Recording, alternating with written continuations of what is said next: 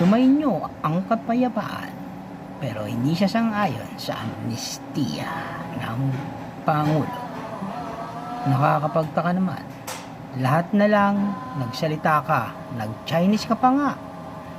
Pero ni minsan, hindi ka nagbigay ng komento sa WPS. Bakit, Inday Sara? Pro-China ka? O pro-China ka talaga? O pro-China ka talaga?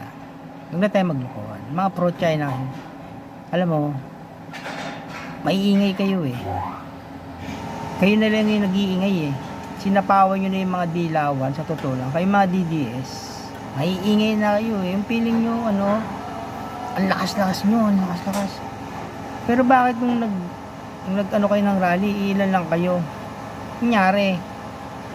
Yan, nauna kasi daldal, manang-mana kayo sa tatay nyo.